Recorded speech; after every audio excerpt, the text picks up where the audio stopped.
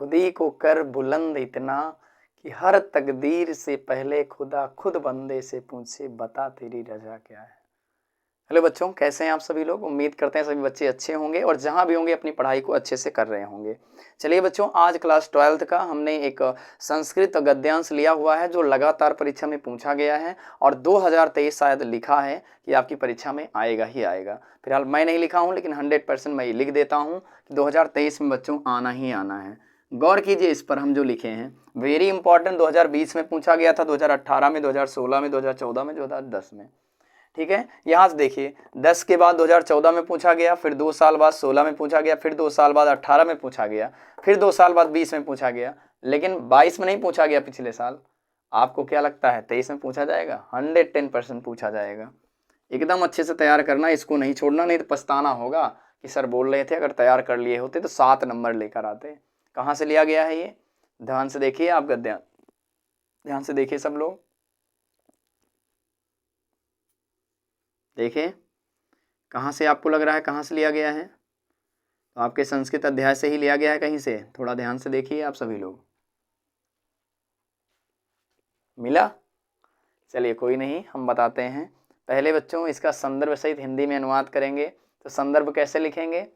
कैसे लिखेंगे? प्रस्तुत गद्यांश हमारी पाठ्य पुस्तक हिंदी के संस्कृत दिग्दर्शिका के पंचशील सिद्धांता यानी पंचशील सिद्धांता नामक पाठ से लिया गया है। वहीं से लिया गया है ना, 5 सिद्धांत है ना, बौद्ध धर्म में 5 सिद्धांत दिए गए थे, तो उसी के बारे में बताया गया है कि उसको फॉलो करने से, ठीक है, उसको अपनाने से क्या क्या फायदा होता है, एक कंट्री को, एक देश को किस चीज का फायदा होता है, पंचशील सिद्धांत जो होता है। ठीक है, तो इसलिए आज सभी लोग बहुत अच्छे से ध्यान से पढ़ेंगे। संदर्भ एक बार फिर से हम बता दे रहे हैं, कौन सा? इसी का प्रस्तुत गद्यांश हमारी पाठ्य पुस्तक हिंदी के संस्कृत खंड के पंचशील सिद्धांत से लिया गया है। अब इसका हिंदी देखेंगे आप सभी लोग। लिखा है, बौद्ध युगे इमे सिद्धांता व्यक्तित्व जीवनस्य अभ्युत्थानाय प्रयुक्त आसन। बौद्ध युग में, युग माने काल, समय जो हुआ था, बौद्ध युग के समय इमे ये सिद्धांता सिद्धांत व्यक्तित्व जीवनस व्यक्तित्व जीवन के अभ्युत्थान यानी उत्थान के लिए प्रयुक्त प्रयुक्त आसन किए जाते थे। बौद्ध युग में ये जो सिद्धांत था ये व्यक्तिगत जीवन के उत्थान के लिए प्रयोग किए जाते थे। पर मध्य इमे यानी किंतु, पर मध्य किंतु, किंतु क्या हुआ? इमे ये, किंतु ये आज क्या हुआ? सिद्धांता, ये जो सिद्धांत है ना, राष्ट्राराम, राष्ट्र के परस्पर मैत्री, मैत्री माने मित्रता, परंतु आज ये सिद्धांत देश के परस्पर मित्रता और उसके सहयोग के कारण, उसके विश्व बंधुत्व जो दोस्ती होती है, विश्व शांति के क्या हो गए हैं? साधनानि सन्ति, साधन बन चुके हैं। परंतु किंतु ये जो सिद्धांत हैं ये राष्ट्र के, देश के परस्पर मित्रता के कारण क्या हो गए? विश्व बंधुत्व और विश्व शांति के साधन बन गए हैं। आगे देखेंगे, राष्ट्र नायकस, जो राष्ट्र के नायक थे, श्री जवाहरलाल नेहरू, जवाहरलाल नेहरू महोदयस्य प्रधान, महोदय प्रधानमंत्री काले, उनके प्रधानमंत्री काले समय में चीन देशेन, चीन देश के सहमने साथ भारतस्य मैत्री, भारत की मित्रता, पंचशील सिद्धांत, 5 सिद्धांत धिकृत, उसके द्वारा एवा भवती क्या हुई थी? फिर से देखिए, राष्ट्र नायक पंडित जवाहरलाल नेहरू के, जो महोदय पंडित जवाहरलाल नेहरू के प्रधानमंत्री शासनकाल में जो चीन देश के साथ भारत की मित्रता हुई थी, इन्हीं 5 सिद्धांत को अपनाया गया था। क्लियर है?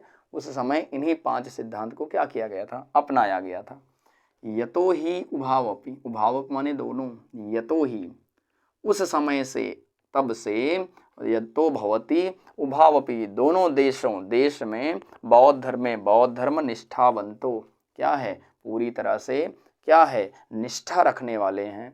क्योंकि ये दोनों देश, क्योंकि यतो ही, क्योंकि उभावपि दोनों, क्योंकि ये दोनों देश हैं बौद्ध धर्म की क्या? निष्ठावंतो रखने वाले हैं, निष्ठा रखने वाले हैं।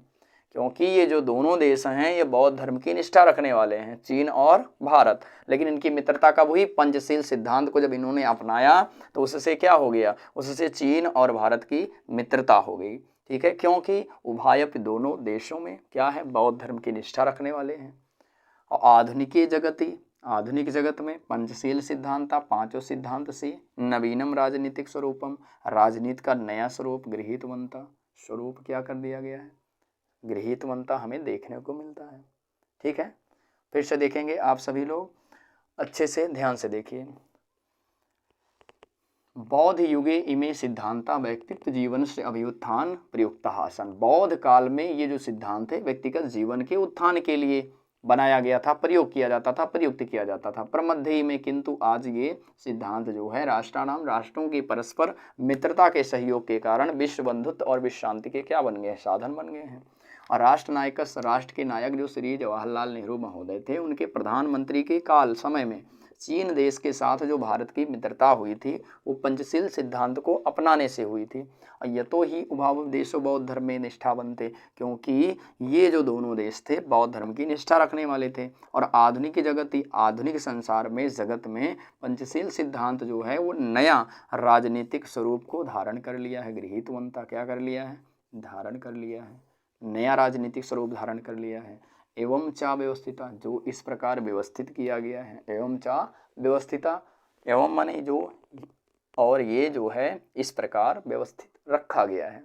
आगे हैं कुछ इसके टॉपिक हैं, 3 से 4 लाइन में इसको व्यवस्थित किया गया। इसको अपनाने से क्या होता है, देश अपने शासन की रक्षा करता है, लोगों की रक्षा करता है, शासन को अच्छे से चलाता है। इसके सिद्धांत दिए गए हैं, लेकिन सबसे इसमें इम्पोर्टेंट जो आपको गद्यांश है वो, इसीलिए मैं इसको निकाल लिया बीच से। ठीक है, तो ये गद्यांश सबसे इंपॉर्टेंट है। और मैं बोला फिर से, देखो 10, 14, 16, 18, 20 में पूछा गया है और 110% है कि 23 में ये पूछा जाएगा, इसलिए बिल्कुल इसको मिस नहीं करेंगे। बहुत सिंपल है, आसान है, मुश्किल बिल्कुल नहीं है। बौद्ध युग में ये जो सिद्धांत है व्यक्तिगत जीवन के उत्थान के लिए प्रयुक्त किए जाते थे, किंतु आज ये सिद्धांत देशों की मित्रता के कारण विश्व बंधुत्व और विश्व शांति के साधन बन गए हैं। राष्ट्र नायक श्री जवाहरलाल नेहरू महोदय के शासनकाल में चीन देश के साथ जो मैत्री हुई थी, मित्रता हुई थी, वो पंचशील सिद्धांत अपनाने से हुई थी। और क्योंकि ये जो दोनों देश थे बौद्ध धर्म को मानते थे, निष्ठा रखते थे, और आधुनिक युग में जो पंचशील का सिद्धांत है वो नया राजनीतिक स्वरूप धारण कर लिया है। एवं चा व्यवस्थिता, जो इस प्रकार व्यवस्थित किया गया है। ठीक है बच्चों, तो अच्छे तरीके से ध्यान से देखिए। मिलते हैं आपके अगले क्लास में। ठीक है, थैंक यू वेरी मच।